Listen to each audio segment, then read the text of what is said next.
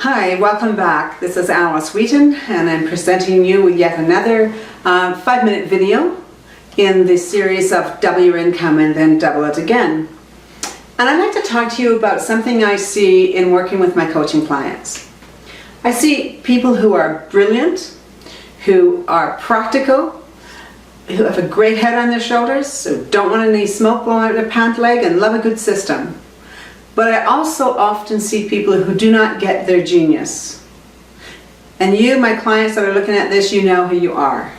Typically, they're brilliant scientists, PhDs, engineers, and yet they don't get their genius. Like all of us, they tend to be clouded by questions they ask of themselves, such as, what if I fail and try? What if my clients ask me questions and I don't know the answer? What if? What if? What if? And so what happens then that they spiral downward and they don't try. They don't make that effort because the fear of failure is so great. Now you show me with someone who has a fear of failure and I'll show you someone who is a perfectionist. And of course, as you know, you show me a perfectionist, I'll also show you a procrastinator.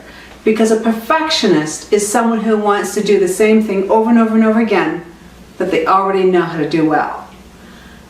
A perfectionist, the thoughts of trying to do something 1%, improving 1% to a perfectionist is almost like swear words. They just can't do it until they understand that most successful people, and I don't know any, so I'm going to say all successful people, actually fail and flounder and fumble their way into success. That's just the path it is, and here's why. We start out with an invention, an idea, a purpose, and then we work towards that, and then something happens. We make a mistake. We made a mistake, or we have a failure, or something doesn't go the way we want. And then we, as human beings, typically spiral down.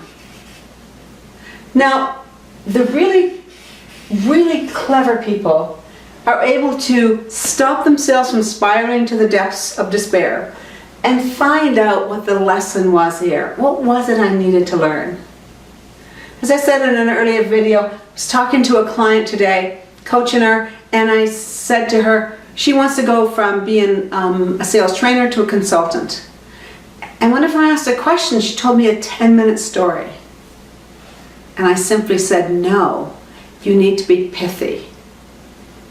Oh, so now she understood that being pithy and very concise in her explanations are exactly what was needed. So then she takes that weakness, turns it around and turns it into 180 degrees, and that now becomes part of another strength. But sure as anything, what happens is that there will be another mistake. And then we'll learn from that mistake. Now Ben Franklin said, the wise learn from their own mistakes, but the truly intelligent will learn from someone else's. So here's what I do, is when I'm making these mistakes, and I do them all the time, I tell myself, I'm doing the best I can for today, and that's good enough.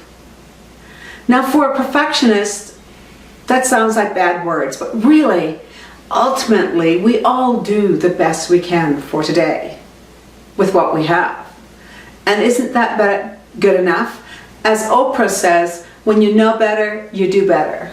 So we take the lesson that we learned here, and then we leverage that into the next area of success. And sure as anything, we're going to fail again. Unless our whole agenda is to stay safe, and if we stay safe, we're way too far from the edge. You see, if you're not on the edge, you're taking up too much room, really. And so there's a lesson here too. And when we get to that lesson, then we're able to leverage that and keep going, and so it goes. There is no end to this. A friend of mine told me about one of her clients. She cleans his house.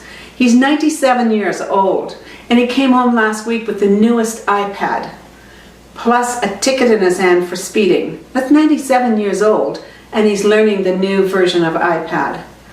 I suggest to you that when this happens, it's not that we feel confident, it's that we become competent. We become competent, and then we trust ourselves. When we trust ourselves, it's mightily easy for others to trust us as well. Thanks for being with me, and I look forward to next video, and hope you have happy sewing in the meantime. Bye for now.